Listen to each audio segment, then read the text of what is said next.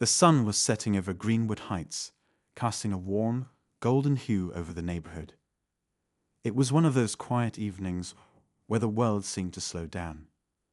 Families gathered around dinner tables, children played on front lawns, and the hum of life filled the air. For Maria Jenkins, a 17-year-old with a sharp mind and an even sharper sense of humor, it was just another evening outside her small house. She was sitting in her wheelchair, scrolling through her phone while her younger brother, TJ, practiced basketball on their cracked driveway. Maria had been born with a condition that made walking impossible. That had never slowed her down. She was the kind of person who could light up a room with her presence, her laughter contagious, and her determination inspiring. Life hadn't been easy, but her father, Charles Jenkins, had always taught her that strength wasn't about what you could do physically. It was about the fight you carried in your spirit. And Maria had that fight in abundance. Charles Jenkins was a man you'd notice even in a crowded room. A former Marine, his tall, broad-shouldered frame and piercing gaze spoke of years of discipline and resolve. But beneath his tough exterior was a father who adored his children more than anything in the world. Since his wife passed away 5 years ago, Charles had become both mom and dad, working double shifts as a mechanic to ensure Mariah and TJ had everything they needed. He was the kind of man who didn't ask for much from life, but gave everything to his family. That evening, as Charles worked in his garage on a rusted old truck, he kept an ear out for his kids, their laughter, and chatter his favorite soundtrack. He had no idea how drastically their lives were about to change in a matter of minutes. The sound of tires screeching against asphalt broke the calm. Maria looked up to see a police cruiser pulling up to the curb in front of their house. 2 officers stepped out. One, a younger man, seemed unsure, glancing at his partner for direction. The other, a tall, stocky figure with an air of authority, walked toward Maria. His name tag read, Officer Harrington. Maria wasn't unfamiliar with police officers in the neighborhood. Most were polite, even friendly, but something about Harrington's approach felt off. He moved with a swagger that carried more menace than professionalism. Maria tightened her grip on her phone, her instincts telling her to stay calm but alert. Evening, Harrington said, his voice low but sharp. We've had reports of suspicious activity in the area. You live here? Maria nodded, her voice steady. Yes, sir. That's my house. Harrington's eyes narrowed as he glanced at her wheelchair. And you've been out here the whole time? Yes, sir. Just sitting here, watching my brother play basketball. Harrington's partner shifted uneasily, as if he wanted to say something but decided against it. Harrington stepped closer, towering over Maria. Mind if I ask what you're doing on your phone? Maria blinked, confused. Just texting my friends. Is there a problem? His tone hardened. Hand it over. Maria hesitated, unsure if she'd heard him correctly. I don't think I need to do that, sir. It's just my phone. Did I stutter? Harrington snapped, his voice rising. Hand it over. Now. Maria's heart raced. She knew her rights, but she also knew the risks of standing up to authority. Her father had taught her to stay calm in situations like these, to not escalate things. But Harrington wasn't giving her much of a choice. He leaned closer, his presence suffocating. I'm not asking again, he hissed. Inside the garage, Charles heard the commotion. He wiped his hands on a rag and stepped out, his eyes narrowing as he saw the scene unfolding. He didn't like the way the officer was looming over his daughter. Is there a problem here, officer? Charles called out, his voice steady but laced with authority. Harrington straightened, his gaze shifting to Charles. Stay where you are, sir. This is official police business. Charles's jaw tightened, but he kept his tone measured. That's my daughter you were talking to. I'd like to know what's going on.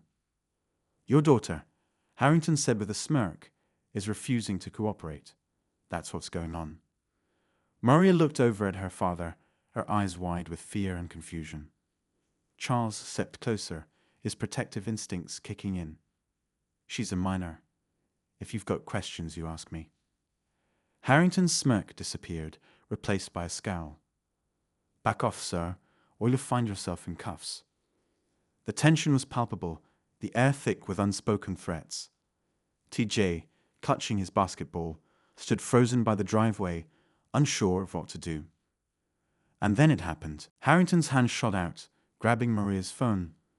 When she instinctively pulled back, he yanked harder, causing her wheelchair to jolt. Maria let out a startled cry as the officer's grip tightened, his actions crossing every boundary of decency and protocol. Charles saw red. His mind raced, his fists clenched at his sides as he fought the overwhelming urge to step in. He knew that one wrong move could escalate the situation further, but standing by and watching his daughter be treated like this wasn't an option.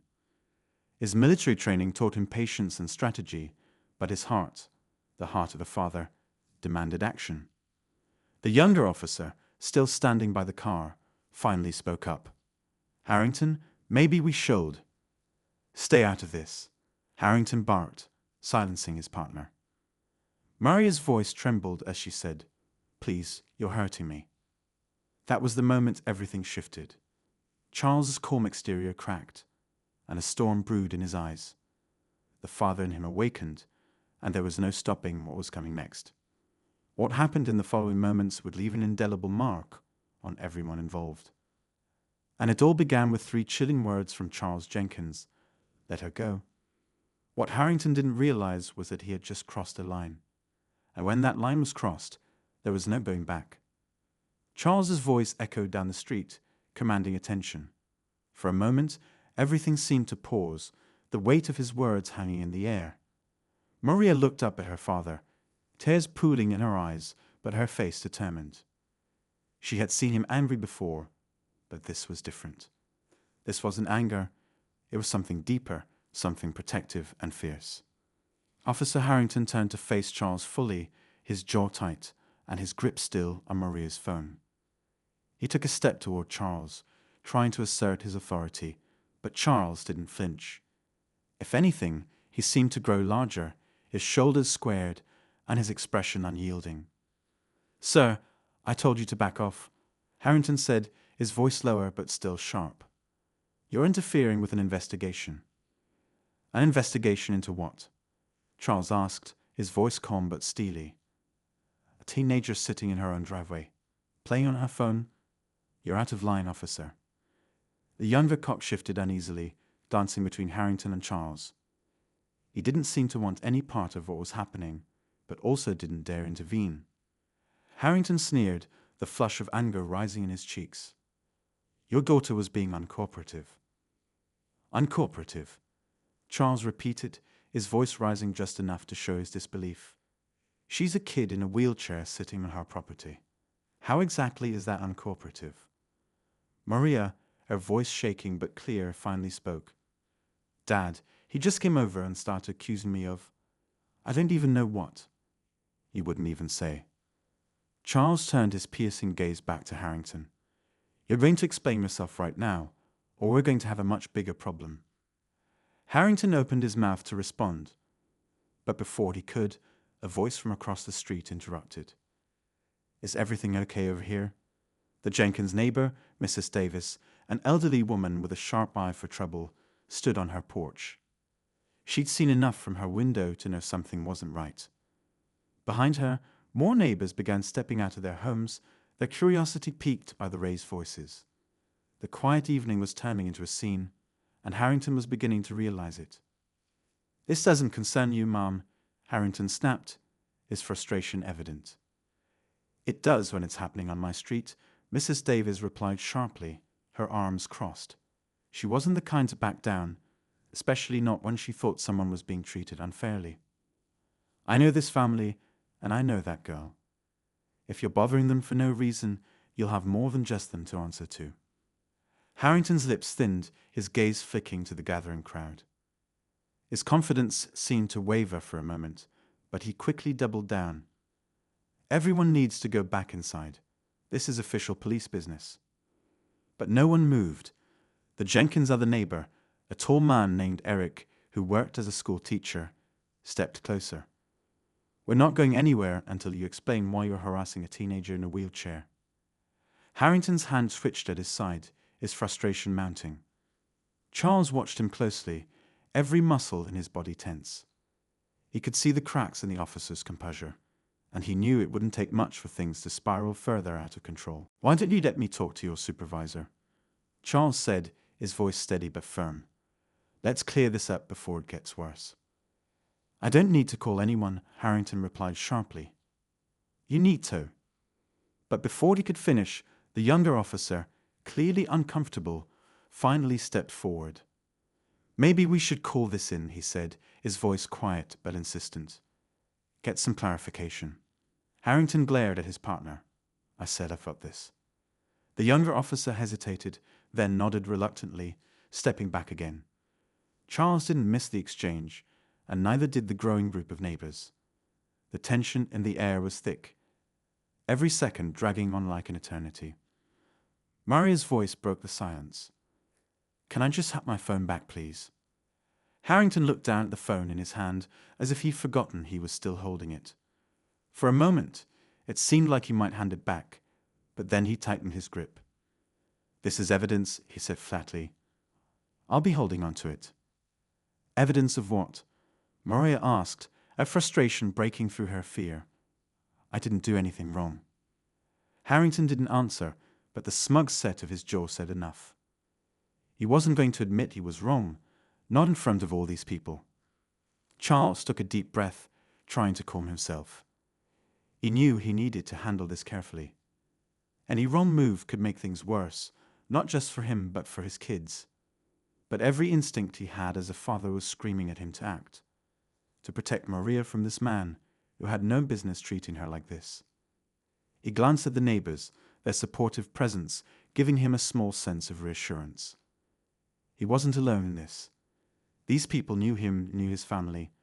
They wouldn't let things go too far. "I'm giving you one last chance, officer," Charles said, his voice calm, but carrying an edge of warning. "Let my daughter have her phone, and let this go, or I'll be making some calls of my own." Harrington's eyes narrowed. "Is that a threat?" "It's a promise," Charles replied evenly. For a long moment, the two men stared each other down, the tension between them almost unbearable. Maria, still clutching the armrest of her wheelchair, glanced at her father. She'd never felt so powerless, so exposed. She hated that this was happening, that she was the reason her father was being put in this position. Just as it seemed like something was about to give, the sound of another car approaching broke the silence. A second police cruiser pulled up, its lights flashing but siren silent. Two more officers stepped out, their expressions neutral but alert. One of them, a woman with a no-nonsense demeanor, walked straight toward Harrington. "What's going on here?" she asked, her voice carrying an authority that immediately commanded attention. Harrington straightened, his posture stiff. "Handling a situation," he said curtly. The woman raised an eyebrow, glancing around the scene, the wheelchair, the upset teenager, the tense father, the gathering crowd. It didn't take her long to piece together that things weren't as simple as Harrington was making them out to be. "Why don't you tell me exactly what happened?" she said, her tone leaving no room for argument. Harrington hesitated, his confidence faltering for the first time. Charles didn't wait for him to answer. "This officer came onto my property," Charles said, his voice steady but loud enough for everyone to hear. "He harassed my daughter, grabbed her phone without cause, and refused to explain why he was even here." The woman's eyes narrowed as she looked at Harrington. "Is that true?" Harrington opened his mouth to respond, but whatever he was about to say was drowned out by the murmurs of agreement from the neighbors. The crowd wasn't just watching anymore. They were witnesses, their collective presence adding weight to Charles's words. The female officer sighed, clearly frustrated. She turned to the younger cop, who looked like he wanted to disappear. "Did you see anything that corroborates this?" The younger officer hesitated, glancing at Harrington. His silence spoke volumes. The officer turned back to Harrington, her expression hard. "We'll sort this out back at the station," she said firmly. "But for now, give the girl her phone." For a moment, Harrington looked like he might refuse. His grip tightened on the phone, his jaw clenching. But under the weight of his partner's silence, the neighbor's stares, and the female officer's authority, he finally relented.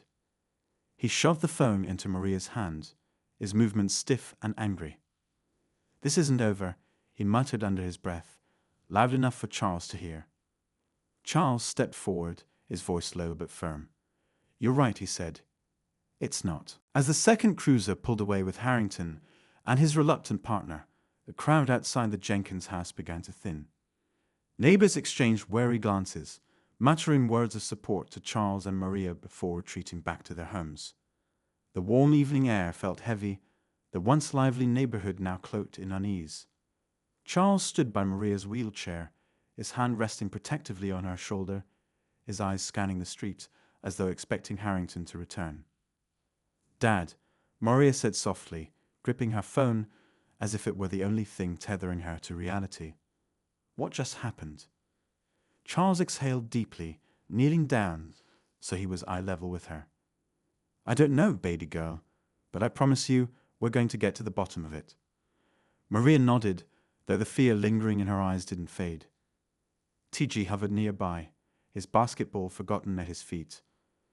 He hadn't said much since the incident, but his wide eyes and tense posture said enough. Charles looked over at him and tried to muster a reassuring smile. "It's okay, buddy. Everything's going to be fine," Charles said, though the words felt hollow even to him. But everything wasn't fine, not by a long shot.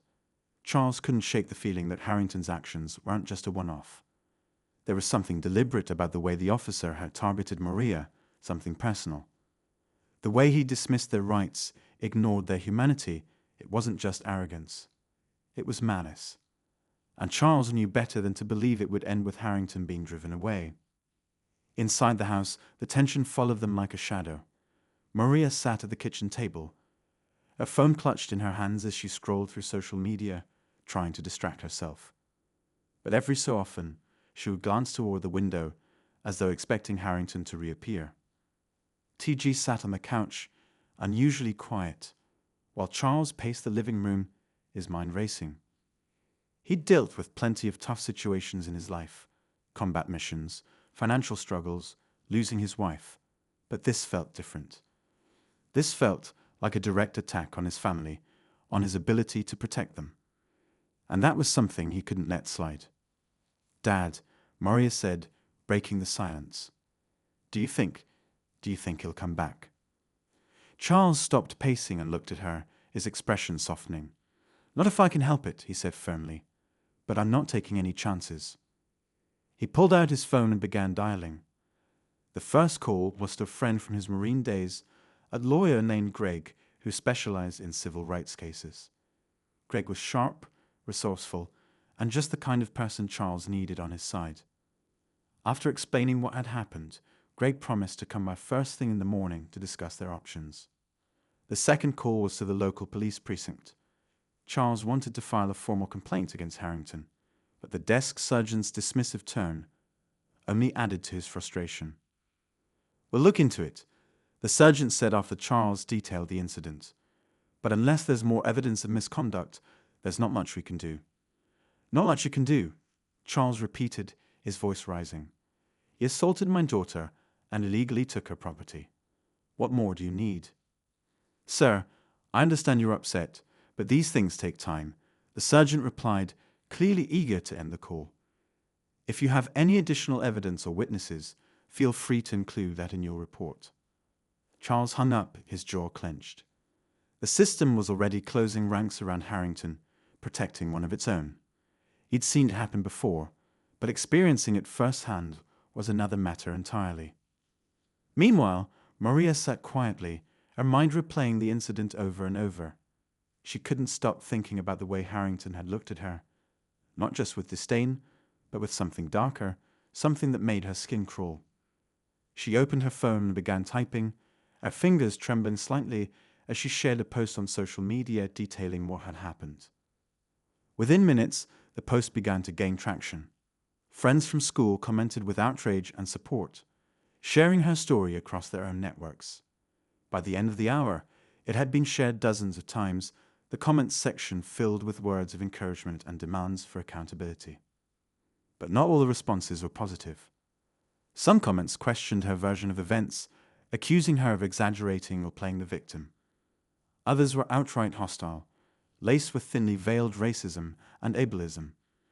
Maria read the comments with a sinking feeling, her confidence eroding with each line of text. "Hey," Charles said, noticing the look on her face. He sat down beside her and gently took the phone from her hands. "Don't let them get to you. There are always going to be people who don't want to believe the truth, but that doesn't mean you stop telling it." Maria nodded, her father's words offering some comfort. But the truth was, she wasn't sure if she felt brave enough to keep fighting. The weight of the world felt impossibly heavy on her shoulders, and all she wanted was for things to go back to normal. That night, as the family tried to settle in, the unease lingered. Charles sat in the living room, the glow of the television casting shadows on his face as he kept watch. He didn't trust that Harrington would let things go, and he wasn't about to be caught off guard. Outside, the street was quiet, the occasional car passing by the only sound. But in the stillness, Charles thought he saw something, a shadow moving near the edge of the yard. He stood up, his heart pounding as he peered out the window.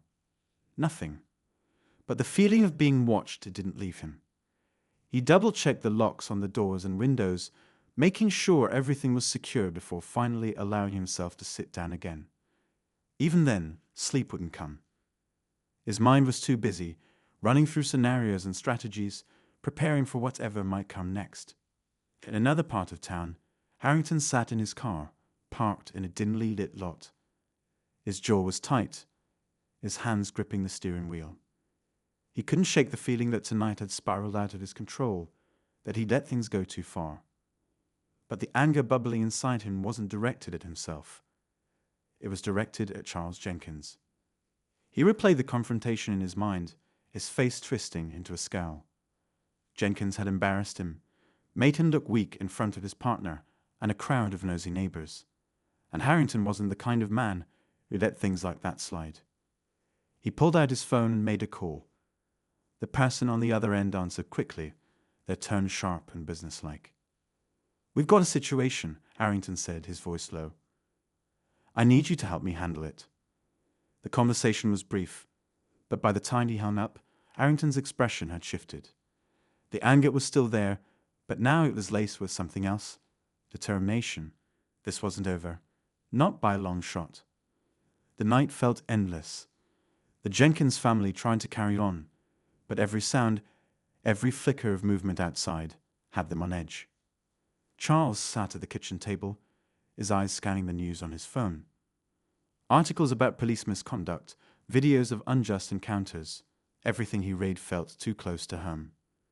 Every story echoed what had happened in their driveway, and the comments sections were filled with debates that seemed to spiral into the same hopeless conclusion. Justice was always an uphill battle. In the living room, Maria was curled up in her wheelchair with a blanket draped over her lap, staring blankly at a movie on the TV. TG sat beside her, his small frame leaning into her arm for comfort. They hadn't spoken much since dinner. The air between them was heavy, the weight of unspoken fears hanging over their heads.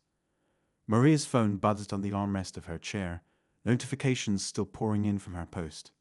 The support was overwhelming, but the hateful comments were impossible to ignore. Charles noticed her distracted expression from across the room and walked over, placing a hand gently on her shoulder. "You don't have to keep reading that, baby girl," he said softly. Maria's voice was quiet.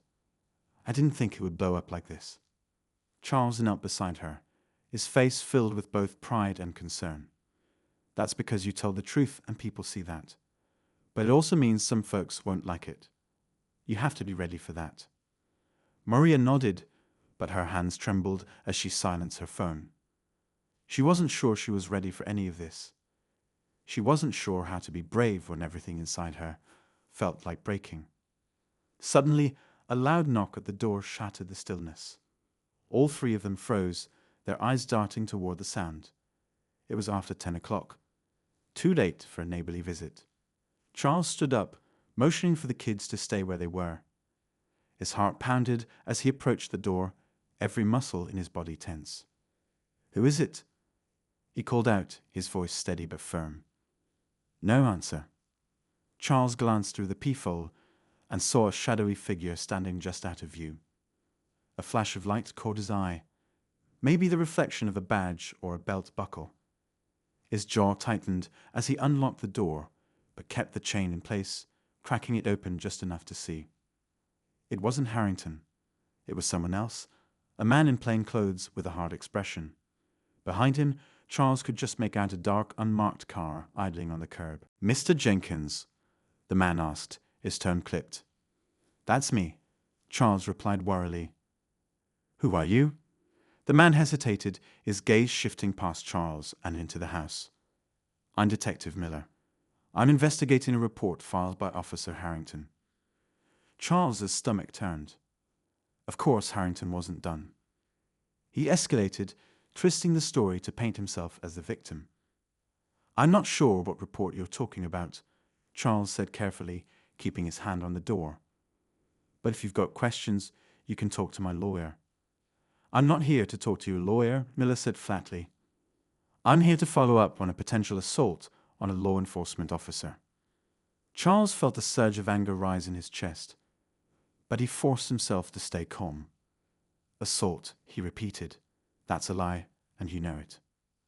Miller didn't flinch. "I'd prefer to discuss this inside, Mr. Jenkins." "That's not happening," Charles said firmly. "If you've got something official, you can come back with a warrant. Until then, you're trespassing." Miller's expression hardened. For a moment, neither man moved, the tension between them crackling like electricity. Finally, Miller stepped back, raising his hands in mock surrender. "Suit yourself," he said, his tone icy. "But I'd be careful if I were you. Things can escalate quickly." Charles slammed the door, his pulse racing. He locked it again and leaned against it, trying to steady his breathing. He could hear Maria and TJ whispering behind him, their voices filled with fear. He turned to them, forcing a reassuring smile. "It's fine," he said, his voice calm despite the storm inside him. "Just a scare tactic." But he knew it wasn't just that. Harrington wasn't letting this go, and now he was pulling strings to intimidate them. Charles couldn't shake the feeling that this was only the beginning.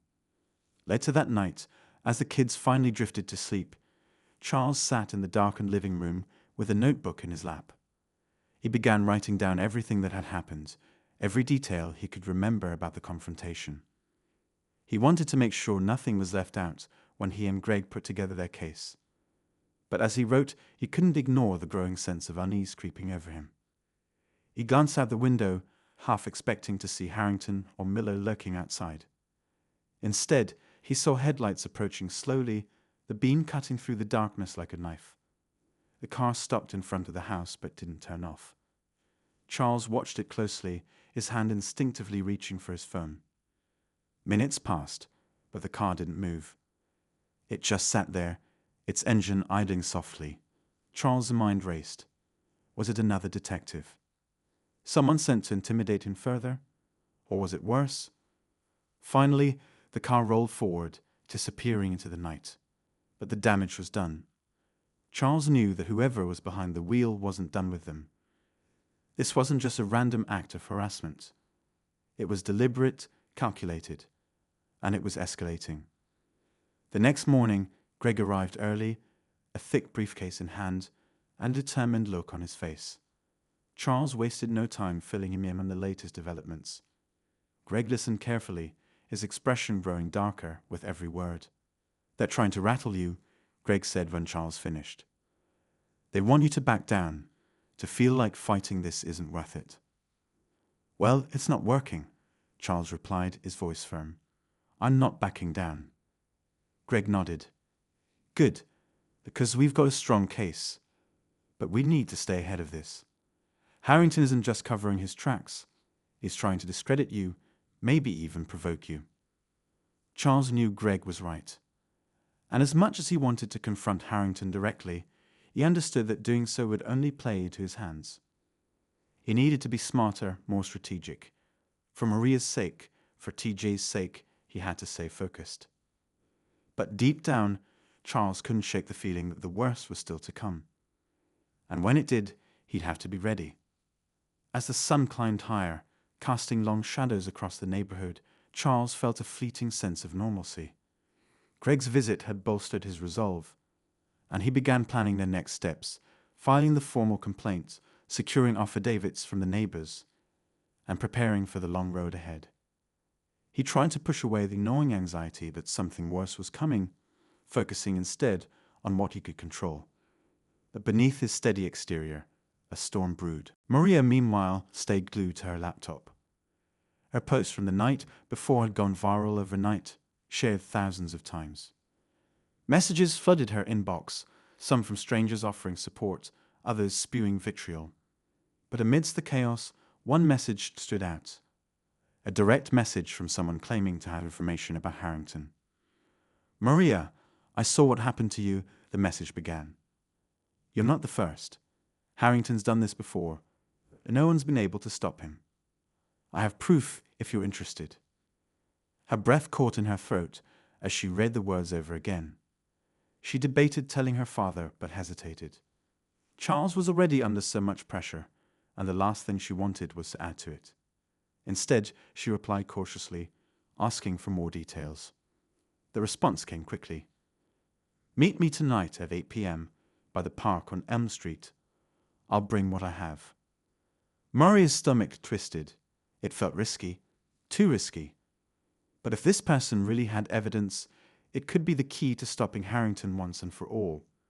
She stared at the screen, torn between fear and determination. While Maria wrestled with her decision, Charles noticed a subtle shift in the atmosphere. The neighbors who had been so vocal the night before were now avoiding eye contact. People who had initially rallied around them were suddenly silent. Something had changed, and Charles couldn't ignore the sinking feeling that Harrington had something to do with it. As the day wore on, strange occurrences piled up. A patrol car drove by their house repeatedly, slowing down just enough to be noticeable. An unfamiliar car parked across the street for hours, the driver obscured behind tinted windows. When Charles stepped outside to confront them, the car sped off without a word. It was clear they were being watched, but by whom and why? The breaking point came that afternoon when the doorbell rang. Charles opened it cautiously, only to find a manila envelope on the porch. No note, no sender, just the envelope. He carried it inside, his hands shaking as he opened it. Inside were photos, dozens of them. Pictures of Charles, Maria, and TJ taken from a distance. Some were from their front yard, others from inside the grocery store or at the park. One photo, taken through their living room window, showed Maria and TJ laughing on the couch. The invasion of privacy was staggering, but it was the last photo that made Charles' blood run cold. It was a picture of Maria in her wheelchair, taken during the confrontation with Harrington. But this wasn't from a bystander. The angle was too close, the perspective too deliberate. It had been taken by someone involved. Charles slammed the photos onto the table, his heart racing. "That's it," he muttered, grabbing his phone. He called Greg immediately, explaining what he'd just found. Greg, though concerned, urged Charles to remain calm and not confront anyone directly. "They're trying to scare you," Greg said, "but this proves they're getting desperate. Hold on to those photos. They're evidence." Maria overheard the conversation from the next room, her heart sinking. The stakes were higher than she'd realized, and she began to question her decision to meet the stranger that night. But a part of her couldn't let go of the possibility that they had something vital, something that could end this nightmare. By the time evening rolled around, the tension in the house was palpable. Charles tried to keep things light for Maria and TJ, but his unease was impossible to hide. Maria pretended to be engrossed in her schoolwork, but her mind was elsewhere, rehearsing what she would say if she met the stranger. At 7:45 p.m., she made her move.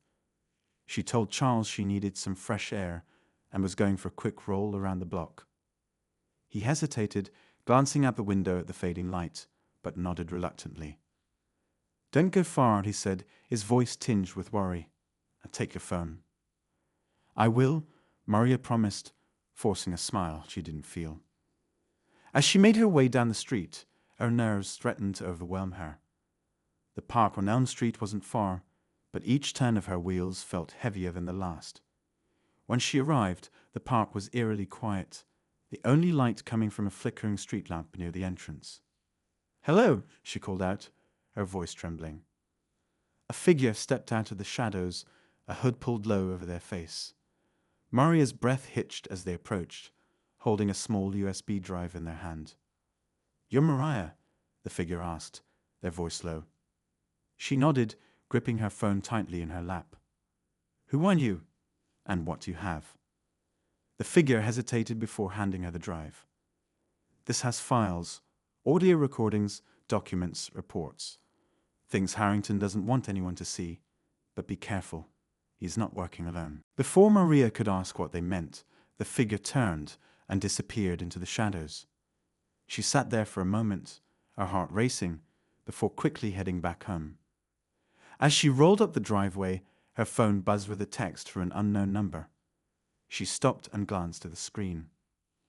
"You should have stayed out of it." Her stomach dropped. Someone was watching her. And now they knew she had the evidence. Maria rushed into the house, her heart pounding so loudly she could barely hear her own thoughts.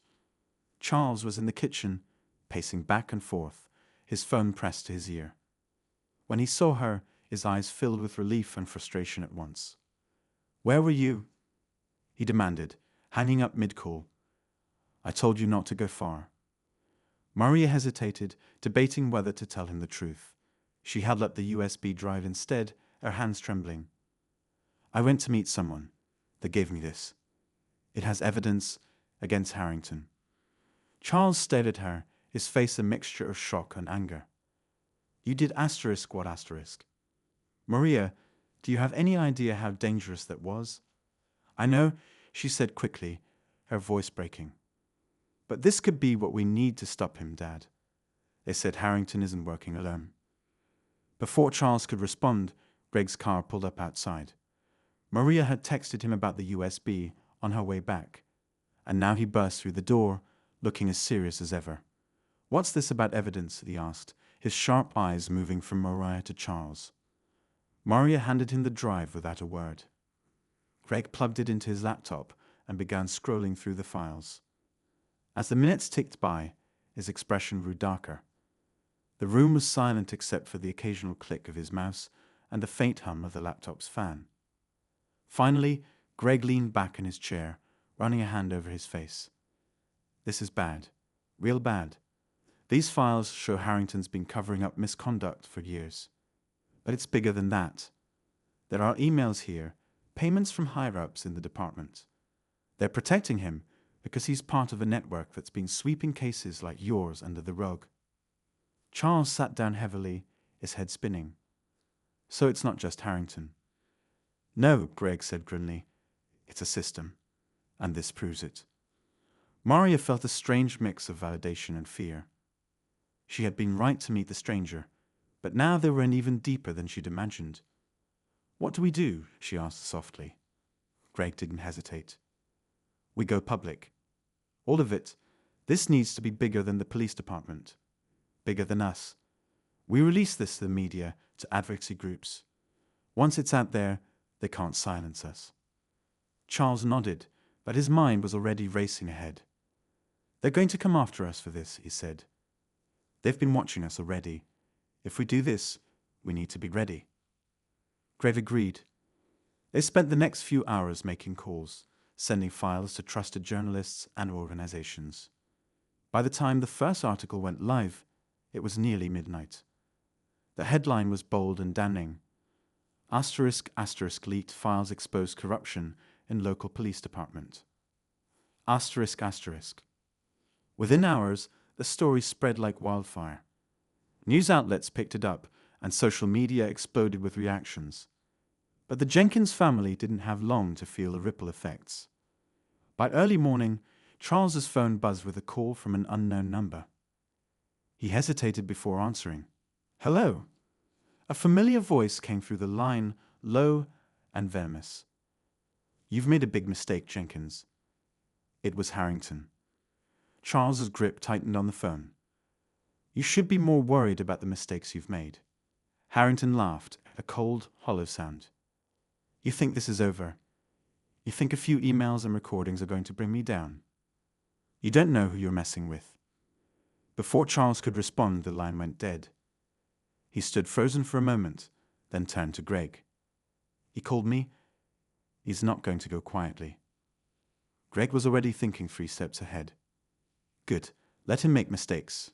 Every move he makes now is going to be under a microscope. But they didn't have to wait long for Harrington to strike. Later that day, a patrol car pulled up outside their house, lights flashing. 2 officers got out, followed by Harrington himself. He looked calm, almost smug, as he approached the door. Charles stepped outside before they could knock, his hands raised in mock surrender. "What now?" he asked, his voice steady despite the rage simmering beneath. Harrington smirked. "Charles Jenkins, you're under arrest for obstruction of justice." Greg appeared behind Charles, his phone already recording. "On what grounds?" he demanded. Harrington ignored him, motioning for the officers to cuff Charles. But before they could, a black SUV pulled up, and 3 men in suits stepped out. They moved quickly, flashing badges. "Detective Harrington," one of them said, his voice authoritative. "You're under investigation by the Department of Justice. Stand down." The color drained from Harrington's face. "This is ridiculous," he sputtered. "I'm doing my job." "No," the agent said coolly. "You've been abusing your power, and we have the evidence to prove it. Turn around." As Harrington was cuffed and led away, the neighborhood watched in stunned silence. Charles exhaled a shaky breath, his heart pounding with a mix of relief and disbelief. But the agent wasn't done. He turned to Charles. "You and your family are safe for now," he said. "But this investigation is just beginning. There's more to uncover, and it's going to take time. Stay vigilant." Charles nodded, his eyes meeting Maria's as she wheeled onto the porch. For the first time in days, he saw a glimmer of hope in her eyes. But as the agents drove off and the crowd dispersed, Maria's phone buzzed with a new text. This one was from the same unknown number as before. "Nice move, but you've only scratched the surface." She stared at the screen, her stomach sinking. The fight wasn't over. Not by a long shot.